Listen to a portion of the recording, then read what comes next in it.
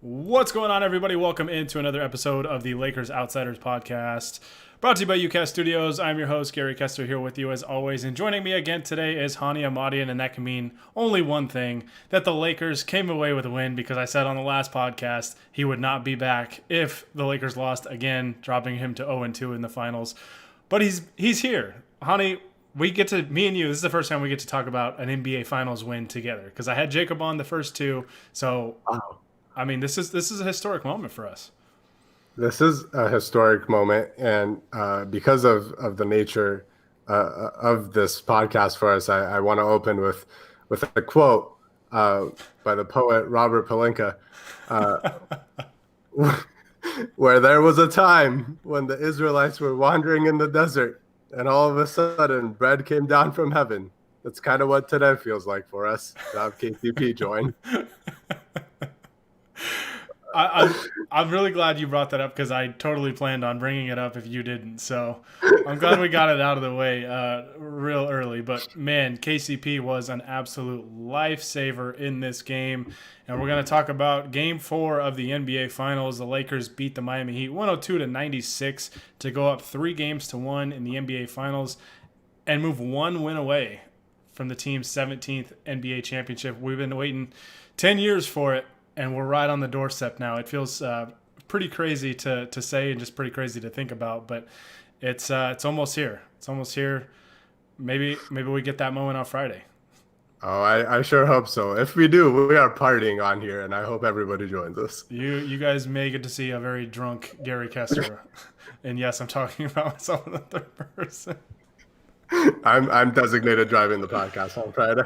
He will be. Hopefully he'll be doing most of the talking, and I'll just chime in here and there. But hey, we've had Anthony Irwin on this pod before, and he's always got a drink in hand. So how much worse can it get, right? So shout out to drunk Anthony, not sober Anthony, just drunk Anthony. So all right, before we dive in, guys, as always, we're doing these live on twitch.tv/Lakers Outsiders. You can follow us there. You can also now subscribe to us there for as little as $5 a month. I believe you'll get an ad every time you click on the stream, and if you subscribe, you will not have to deal with any ads. And it helps out a group of guys and girls that have put in so much time, energy, effort, and work into the site. And it would mean a lot if you guys do subscribe. But if not, you can follow us on Twitch. You can subscribe to us on YouTube as well, and you can like us on Facebook. And to join us in the chat, like I said, guys, I'm pretty sure you have to either follow us on Twitch, Facebook, or subscribe on YouTube for your chat to stay up for me to be able to see. I can see it pop up on my screen, but I don't think it stays up there if you're subscribed on one of those three platforms. So just click that button, and you'll be part of the conversation every time. We'll answer you guys' questions and all that stuff at the end of the podcast. So, and then as always, I'll edit this after the fact and throw it up on whatever podcast platform you listen to, and you can hopefully listen to it while you're at work, at class, whatever you're doing tomorrow or today by the time you're listening to this. And we could talk about the Lakers being that much closer to winning an NBA championship. Hani, this was... I've seen a lot of people say this, but this felt like the first game of the series that felt like the NBA Finals, because it was tough. It was kind of ugly at times. It was just a physical and mental battle, and stress levels were at an all-time high for this playoff run, and the Lakers really had to dig deep in this game to really pull it out. Yeah, it was one of those just brutal playoff games where no matter how hard you try, you're not going to be able to play a perfect game. Like the Miami Heat are not going to let you play the way you want to play, and the Lakers are not going to let the Heat play the way they want to play. And it's just haymaker after haymaker against each other. This game never got out of 9 points. I think the biggest lead of the game was 9 points by either team.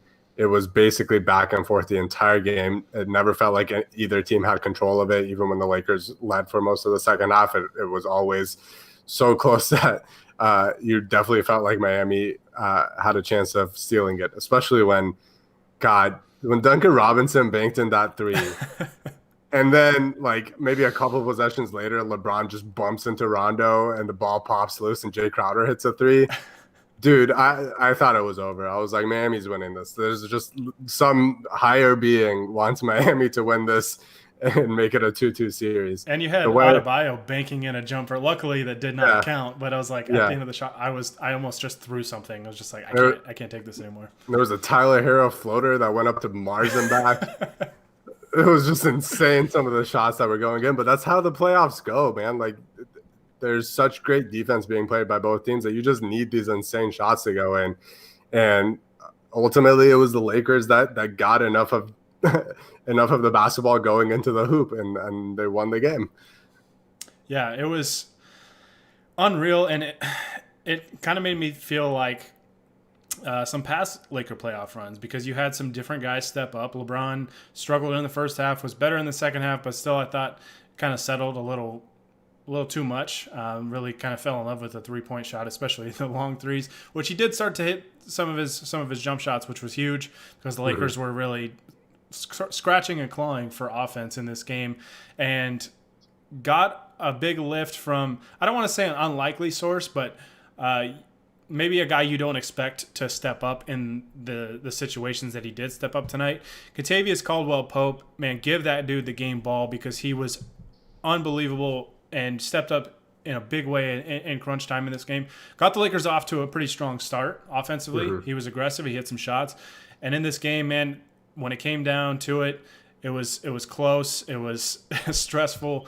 But KCP hits a big corner three, and then he has a drive to the basket that I believe put him up 7 with 2 minutes to go. He just made big play after big play tonight, it felt like. And defensively, I thought he was really good too. So just all-around performance. I mean, Kentavious Caldwell-Pope, man, tip your cap to him. And it's a really cool story for me, just kind of thinking throughout the course of this whole season, right, that's lasted a full calendar year. To start, I mean, last October, we're talking about how poorly he's playing and how bad he's playing. Some of the worst basketball of his career, maybe the worst stretch of his career. Just could not seem to get anything to go right. And here he is in the NBA Finals making big plays that help put his team up 3-1 and 1 win away from a championship. He's sort of been the perfect embodiment of this Lakers team as a whole. In that he, like you said, he is an unlikely sort of source, a source of both offensive defense and just being such an incredibly crucial player for this team. We've kind of banged the drum all year of they don't really have a third best player. It's sort of a committee approach, and each game a different player can step up. But KCP has been that guy more often than not. He's been probably the most reliable third option on this team. And like you said, the way he started the season, I think the first little glimpse we got of this Lakers team's sort of camaraderie and chemistry was KCP going through those struggles and his teammates, including Dwight Howard, I think most notably, kind of coming to his defense, even on social media, telling fans to quit it and that they're behind this guy and they believe in him and they believe in his talent and his ability and his work ethic. And KCP turned it around and became a great player. And, you kind of see it now where there might be games when a different player is having a tough time. Danny Green's obviously struggled in these finals, for example, and KCP's been the guy that's been backing him up and saying that he has faith in Danny figuring it out.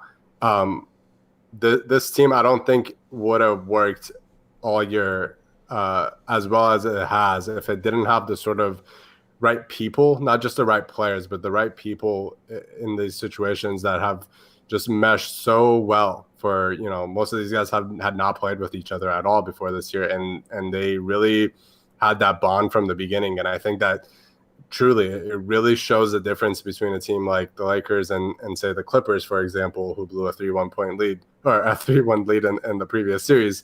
It's important to remember that. The difference really in a lot of ways was their chemistry. It wasn't much of a talent difference. The Clippers are a super talented team, a well-coached team for the most part, but there were chemistry issues, and the players admitted to it at the end of the year as well. And the Lakers really didn't have those problems. And KCP, I think, was sort of the perfect representation of how close this team has been. And now it's paying off in the biggest game of his career the biggest game of most of these dudes' careers, and it's just really amazing to see that. I'm so happy for him. It gave me some Derek Fisher type vibes with Yeah, some of the shots that he hit down the stretch. I think somebody, I think it was Brian at Run the Jewels on Twitter that said it kind of reminded him of Game 3 against the Boston Celtics in 2010, where Fisher in the fourth quarter was just unreal and had a crazy layup where he just got clobbered by three guys that was really the dagger. And yeah, that's kind of a characteristic of a championship team, right? You have those role players. A lot of people say role players win championships. They definitely, I don't know if they necessarily win championships, but you have to have them in order to get there, because I guess I'm more of a believer of your superstars win championships. And I mean, we saw Anthony Davis hit a huge three in this game as well, and we'll talk about his game here in a second. But you got to have those superstar players to carry you, and then the role players got to be able to feed off of those guys and step up and make big plays in big moments. And KCP was that guy tonight. We've seen it from a couple different guys, throughout this playoff run. I think Caruso's had, some big moments against Houston, I think in Game 4 when Houston came roaring back and Caruso hits the dagger three. Rondo's had different moments where he's been really good, and I thought today he was actually, pretty good, better than his scoring stat line would indicate. But yeah, man, it's just a characteristic of a championship team, having different guys that can step up. And that's what we've said about this team all year long, is that we don't know exactly who their third best player is, but that's what makes them dangerous, is that it could be a different guy. Seriously, any night. It could be Danny Green, it could be KCP, it could be Rondo, it could be Caruso, it could be Markieff Morris, who they picked up on the buyout market at the trade deadline. It could be Kyle Kuzma. Like, you go down the entire rotation, it could be any one of those guys for a variety of reasons, whether it's defense, shooting, rebounding, passing, like in Rondo's case usually. It's crazy, man. This team, obviously, I think a lot of people, I feel like a lot of people expected the Lakers to win this game. This game went about how I thought it would go. I think a lot of people thought, if the Lakers just play harder, they'll be fine. I knew Miami was going to be ready, and getting Adebayo back, I think, was a pretty nice spark for them. Obviously, it's a different element, right, with Adebayo as opposed to Olynyk, who just kind of stands on the three-point line and shoots a lot of threes, where Adebayo is more in the paint than Olynyk or Myers Leonard would be. But just credit this team, man. This was a gut check win, because Miami would not go away. The Lakers could not ever get separation. It seemed like 7 was the farthest that they could get to, I think, until Davis hit the 3 that put them up 9. And they just had to dig deep and find a way to win the game, and they did it in different ways throughout this game, whether it was defense, whether it was offense, rebound, whatever. Like, they had to really dig deep, especially with, I think, the frustrations early on with the free throw disparity in this game was pretty overwhelming, and I think the Lakers got frustrated. I know I got frustrated with it, but they flipped the script, man, and just found a way to win a game. And it's, I don't know, this team continues to just impress me, and we've seen it all year long, which is crazy. Man, we were running plays down the stretch of a close game in the NBA Finals where LeBron was standing in the corner and Rondo or KCP was handling the ball. The trust these dudes have for each other and the way that they've been able to back it up has been so fun to watch. It's just really cool to see these dudes that at various stages of their careers have really, really been doubted. We have all doubted Rondo literally his entire Lakers tenure. We've had our doubts about KCP throughout his Lakers tenure. And even guys like Kuzma and Morris and Caruso or whoever you want to add, they all made contributions in a really, really tough finals game, and a huge one. A game, the difference between going 3-1 or 2-2 in a series is so massive. And like LeBron talked after the game saying it's one of the biggest games of his career, which is insane for a dude who's been to 10. He went to 10 straight finals at one point, or however many finals in a row. Man, it's so cool to see these dudes really stepping it up on literally the biggest stage in basketball. I would just like to add that I had never had doubts about Alex Caruso. I just want to clear the air on that. I don't want to be thrown under the bus for that. Also, I hope Caruso's okay because, man, he took a beating tonight. I was gonna say Jimmy Butler was throwing him under a bus every fucking play today. Poor Caruso, man. But hey, that's his team, man. This team is tough, man. And I think when you look at years past, and I think the 2008 Lakers kind of learned a pretty hard lesson in having to be tough and be tougher to win a championship. And I think Kobe Bryant said that a number of times in 2009 is that loss to the Celtics really taught them that they had to be mentally tougher, they had to be physically tougher. And this team is physically tough. And Caruso is a great embodiment of that, because he just took a beating tonight, but he just kept getting up and just kept doing his thing. And Anthony Davis took a beating tonight. He got whacked a couple times. One time, Butler shoved Caruso into AD, which was a very dangerous play. And luckily, AD was a little banged up, but was able to shake it off and finish this game and looks to be okay.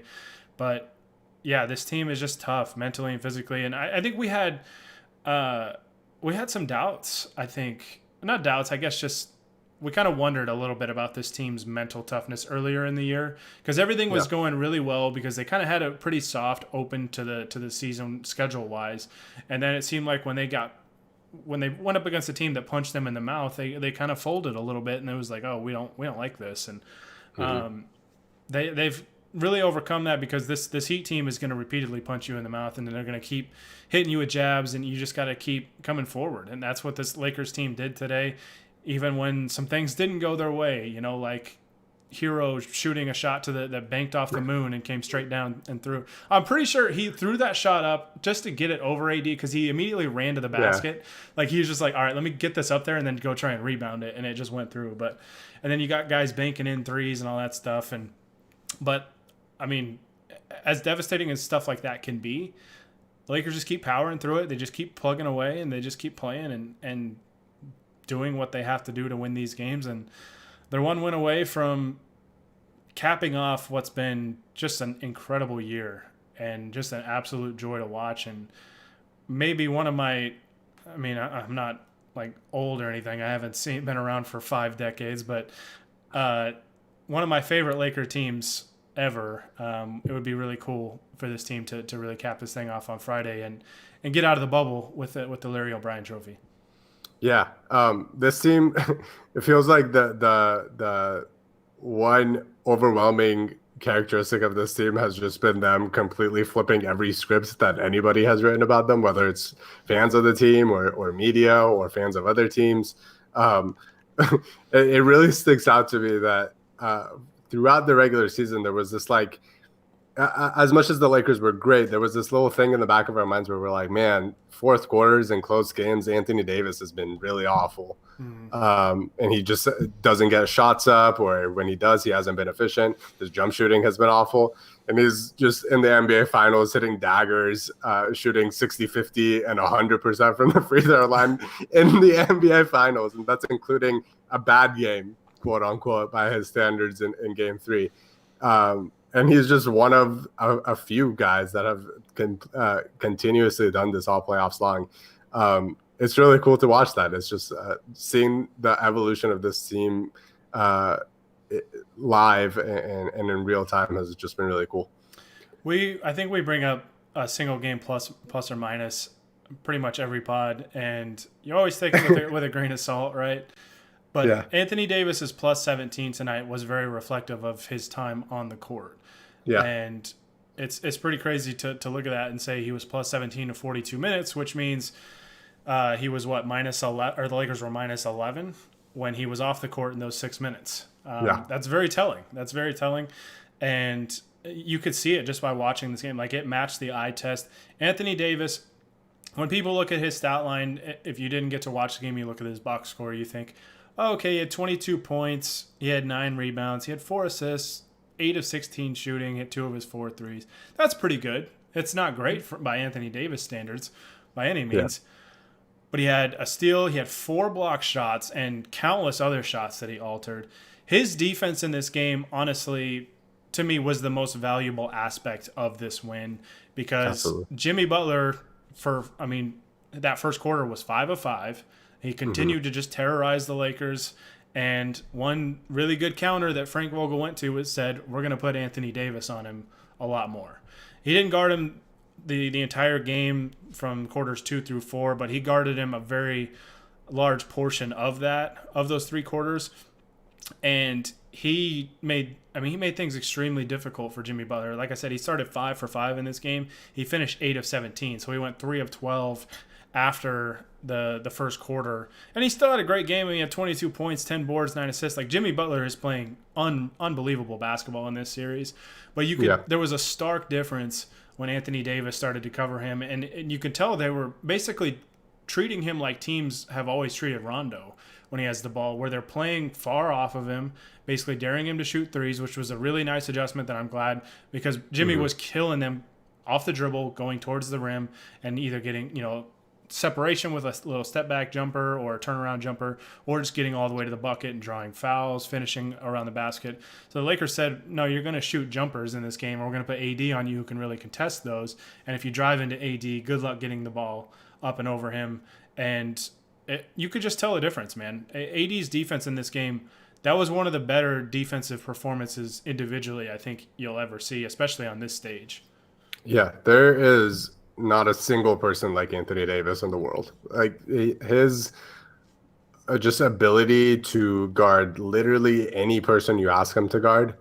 I don't think there's anybody else that can do that. Truly, like, there are some great, very talented players in the NBA, very great defenders. I think Giannis is a great defender. If you want to say he was worthy of Defensive Player of the Year, I will kindly disagree, but I won't fight you on it as strongly as I would like to. But I think AD's versatility, not just versatility, but being really effing good no matter who he guards. It's not just that, oh, he's not a liability if he's guarding a point guard. It is that he will shut that person down. Mm-hmm. And having that sort of just trump card in your back pocket anytime a Jimmy Butler starts going off, or the opposing team's best center, let's say Nikola Jokic is going off, let's say Jamal Murray is going off, having AD there to be like, all right, we're going to put you on this guy and you're just going to shut him down. It's insane. Like, it kind of feels like watching football, and I'm not the biggest football fan in the world, but like putting your best cornerback on the other team's best receiver and just shutting down one side of the field and just making them throw to the other side of the field every single time. That's what it feels like when the Lakers put AD on the other team's best player. It's just you can't go through that player anymore.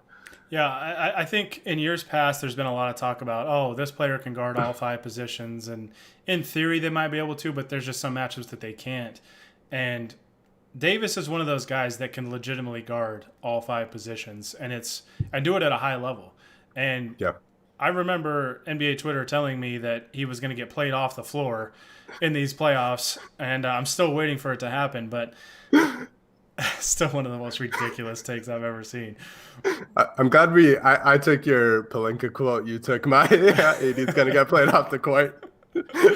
We're perfectly in sync. The synergy is there, and we're close to talking about an NBA championship. We're in mid-season form or mid-playoff form. So, but yeah, it's insane. He's truly a basketball unicorn, not only offensively because he's a big guy that's athletic, that's lengthy, that can dribble, can make passes, can shoot the basketball, can score, is basically a 3-level scorer, and can just do all these things offensively. But defensively, man, he's not like Rudy Gobert. Or if you get Rudy Gobert on a point guard, that's probably going to be not great for him.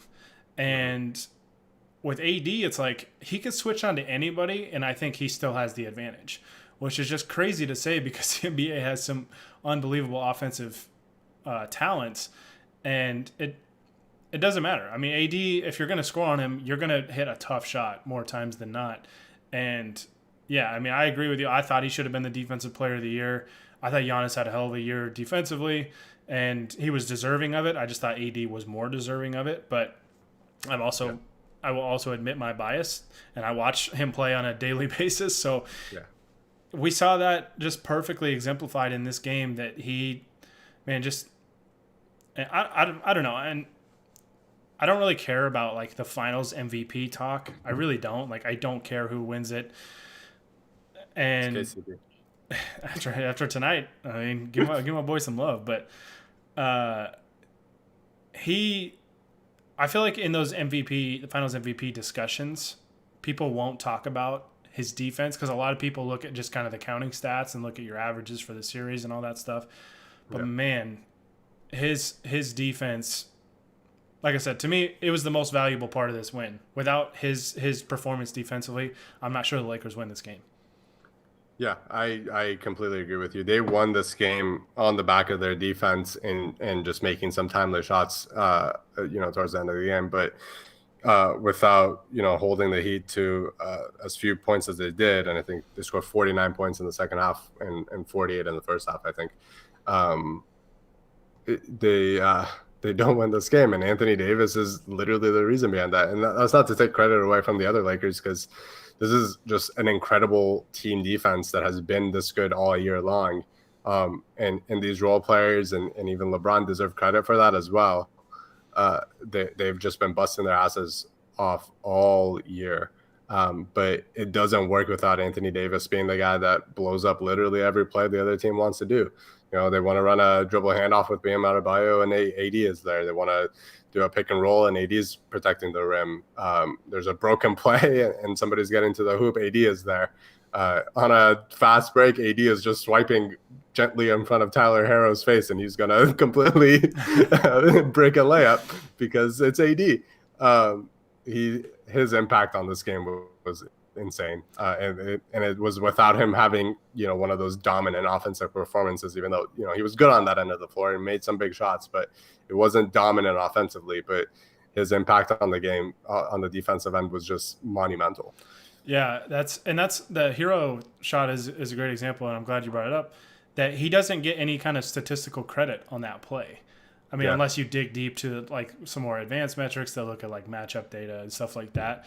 But yeah, I mean, Hero on that play thinks he's got a wide open layup, easiest 2 points he's ever going to score as an NBA player, and all of a sudden here comes a big gold number 3 like in his peripherals, and it doesn't even draw iron. Like he doesn't even get close on a layup just because of Anthony Davis's presence altering that shot, and he doesn't get a block for it.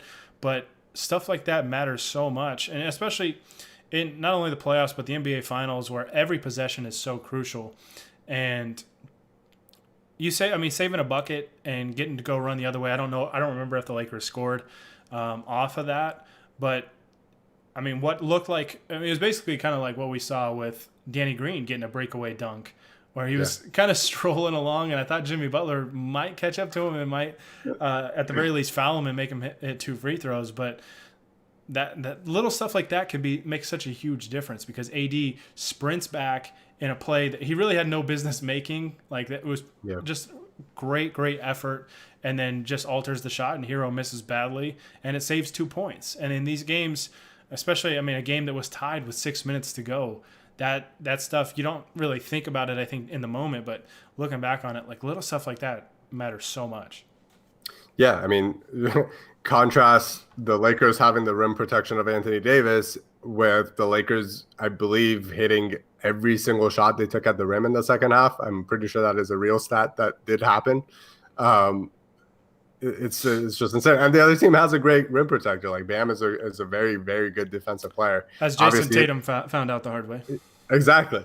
Obviously he's a little bit hobbled with the injury, but he's still an incredible player, and he made his own impact on this game as well. But it's still such a difference between a literal all-star, arguably the Heat's best player all year, and Anthony Davis. It's kind of wild to see that. Mm-hmm. Yeah, what more can you say, man? Just unreal stuff. And I don't know. I mean, I guess when you're talking about the MVP stuff, you could almost argue that the Lakers' one loss in this series so far has come when AD was in foul trouble and kind of taken out of the game a little bit. So maybe that helps him. I don't know. Like I said, I don't really care. As long as the Lakers get the Larry O'Brien trophy, you would give the freaking Finals MVP to J.R. Smith for all I care. Give it to Dion. Dion's one win away from getting a ring. life is so 3 games away from winning the ring. I was saying, life is so good for Dion. Like he literally knows he's gonna get a championship ring. He's just wondering like who it's coming from, you know? Like that's the only mystery that's left. But hopefully he gets it from the purple and gold. One win away, man. Just one win away. It's so crazy. It's been such a wild journey.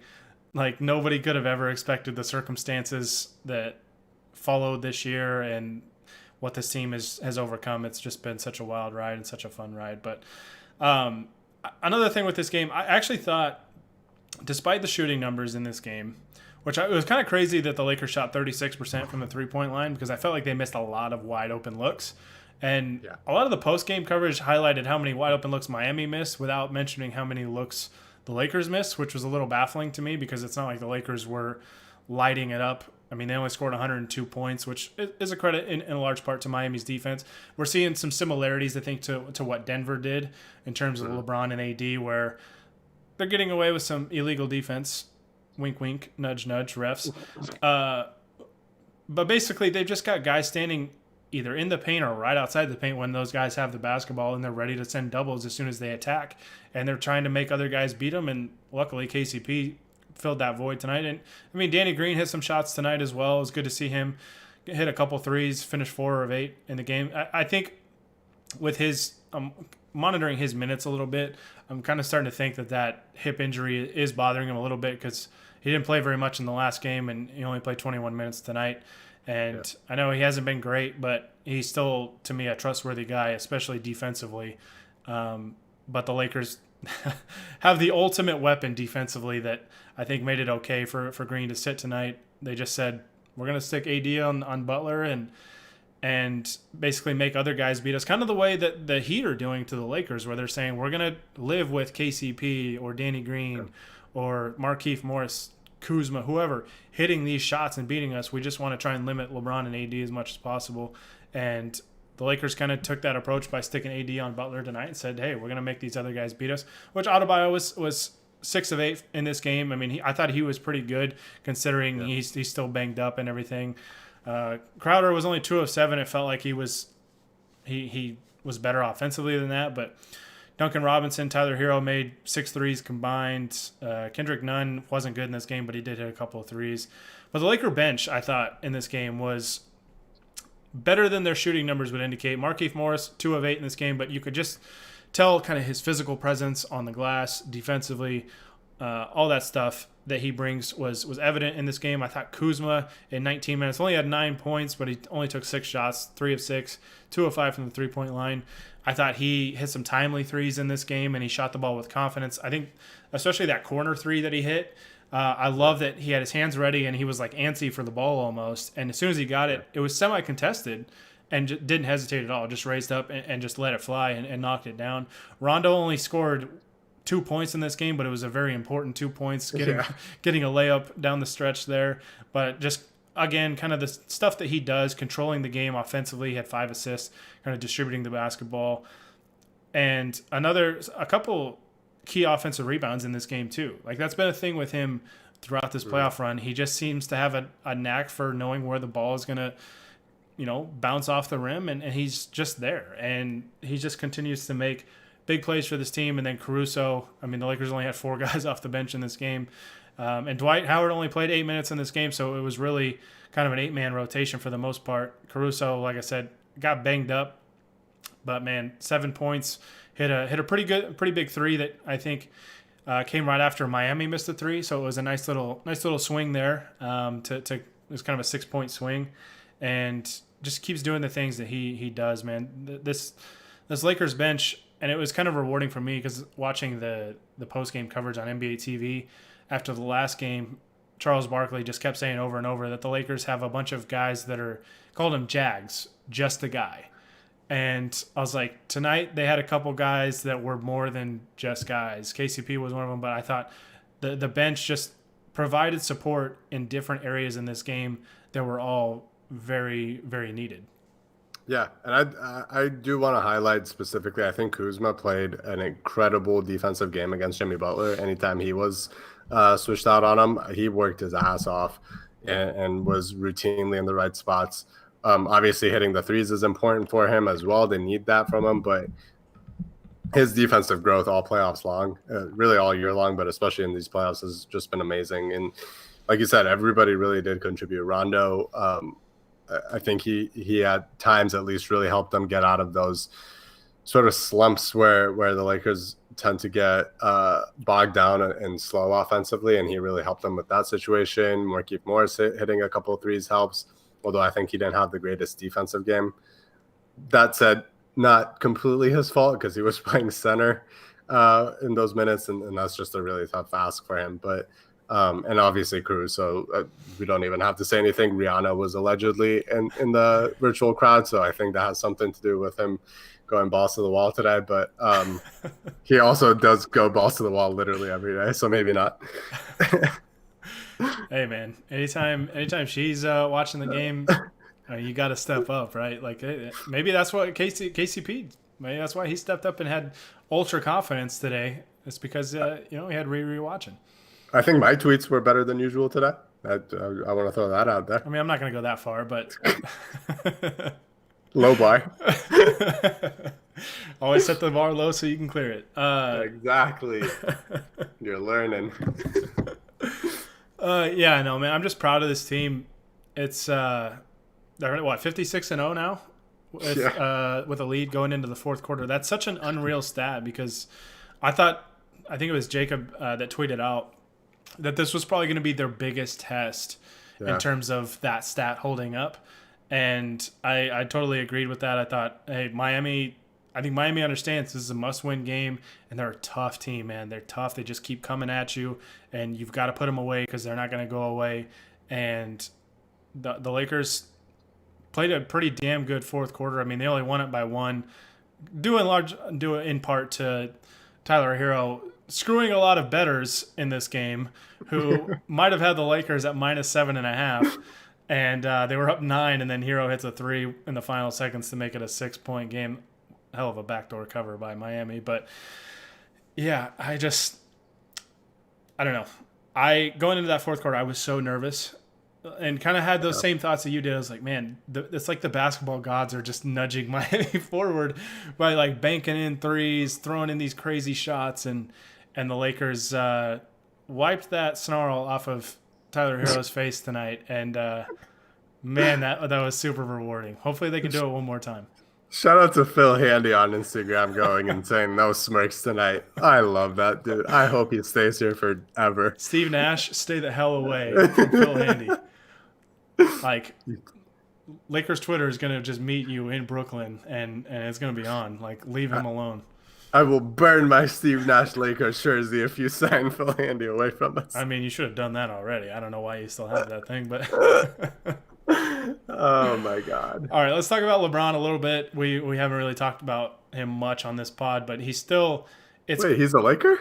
LeBron James and Anthony Davis, Los Angeles Lakers. Both came up. I mean, both guys came up big when it mattered. LeBron obviously a lot better in the second half, which came right after I was a little annoyed with 3 seconds left in the second quarter.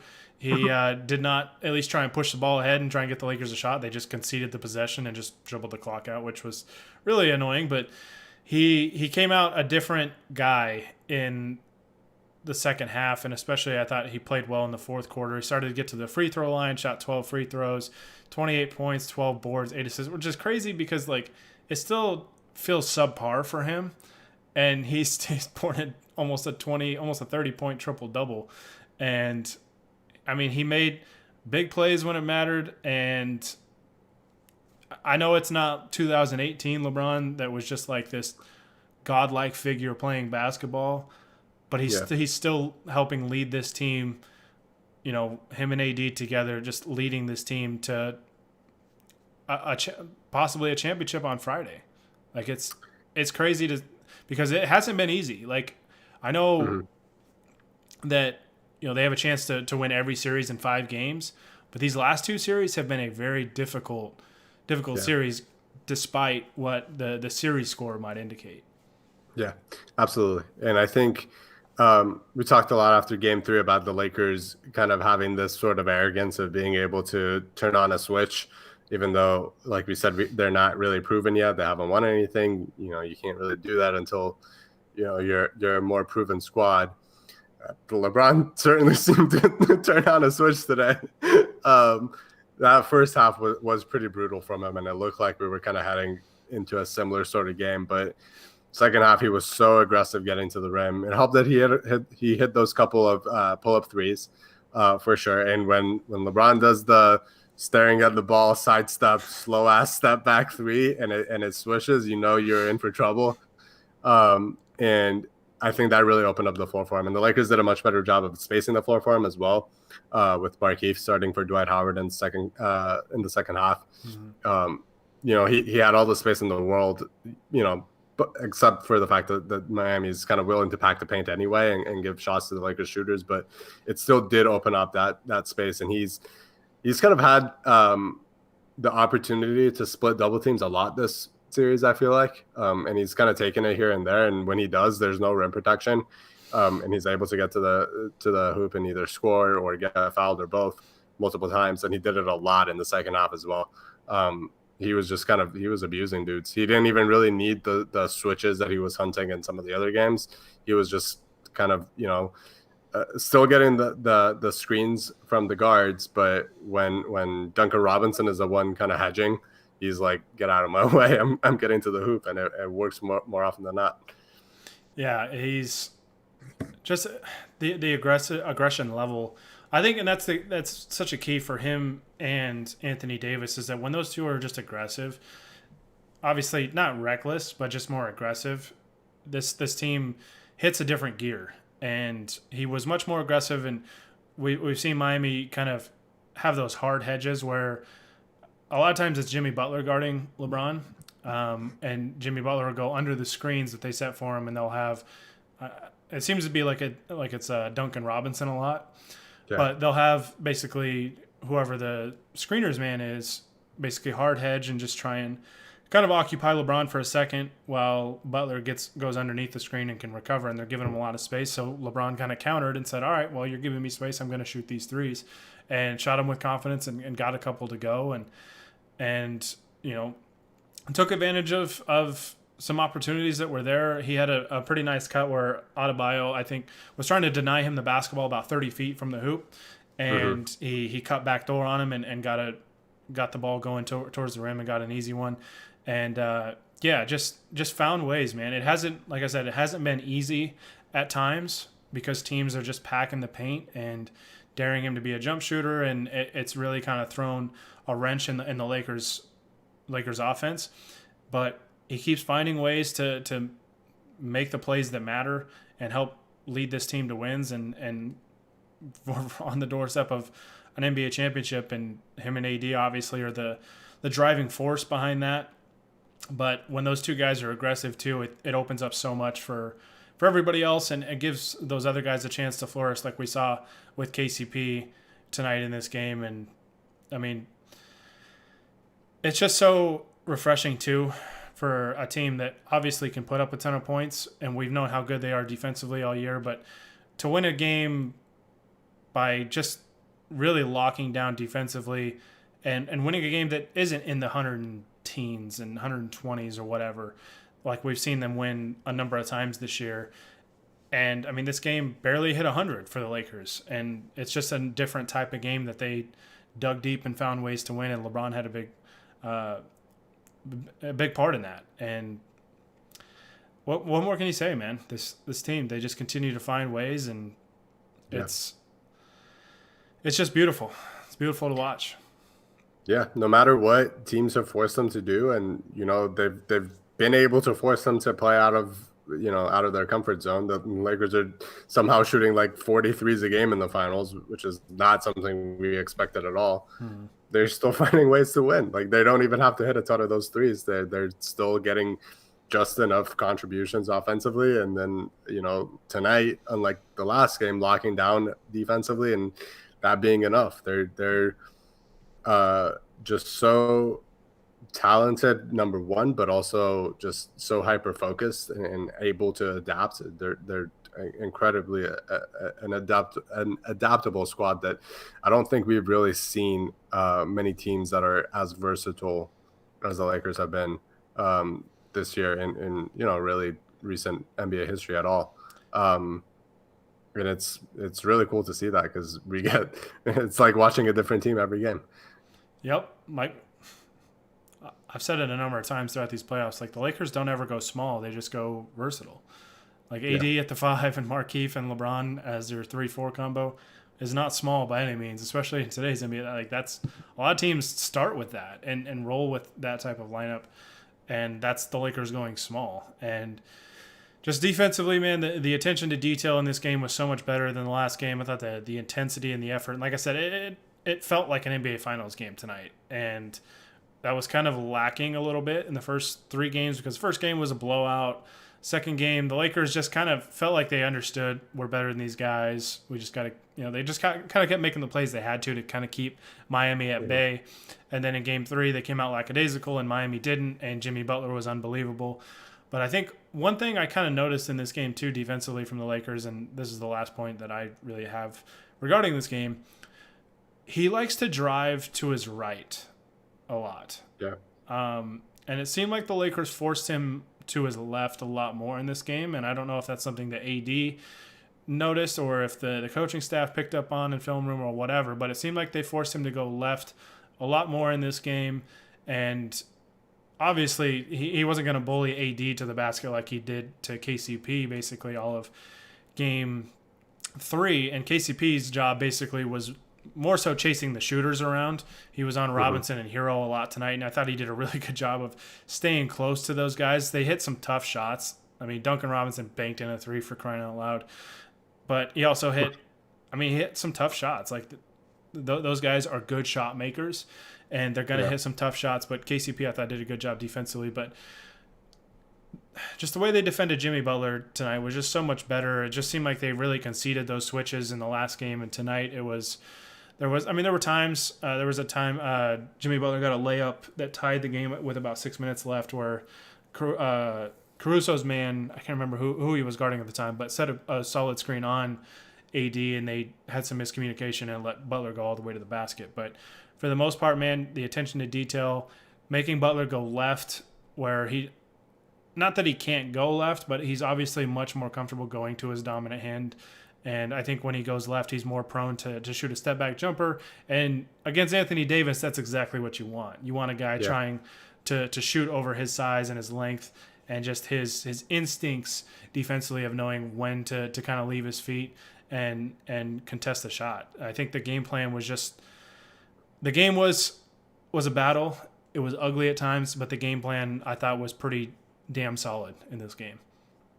Yeah, definitely. And we kind of discussed that after game 3, that it really was going to start in the film room and kind of looking at everything that went wrong for the Lakers and what the Heat did to really take advantage of some mismatches.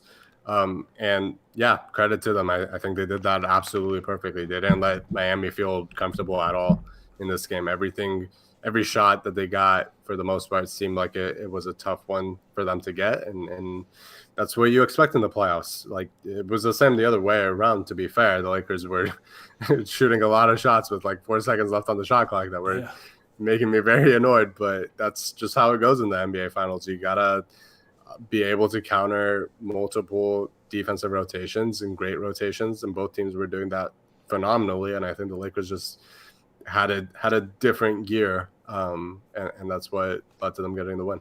Right. As much as we said in the last pod that if the Lakers come out with a better effort, better intensity, especially defensively, in the next game they'll be fine. Last game was a result of that's how the NBA Finals are. If you don't bring that intensity, you're going to get beat. Like, this is the NBA Finals. It's supposed to be hard. And this series has been hard outside of game 1 for the Lakers. I thought game 2, maybe less so. I think at times maybe because I thought, man, Miami just really is not going away. Like, the Lakers have a comfortable cushion, but they're not really going away. Game 3, the Lakers get punched in the mouth, but this game they really had to counter some things. And I'm just impressed with their resolve, man, because Spoelstra is a hell of a coach, and he's going to make every adjustment that he possibly can, and he has been. I think he's coached his ass off in this series with his team being undermanned and all that. They got obviously a big piece back tonight, but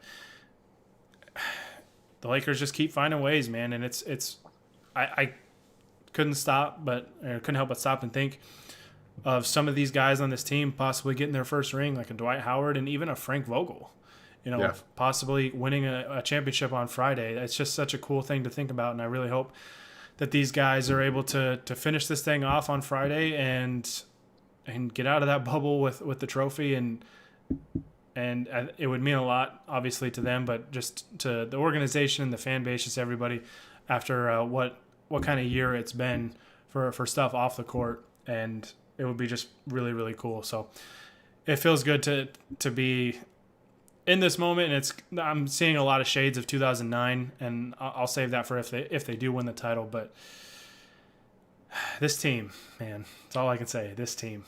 It's beautiful, beautiful basketball. All right.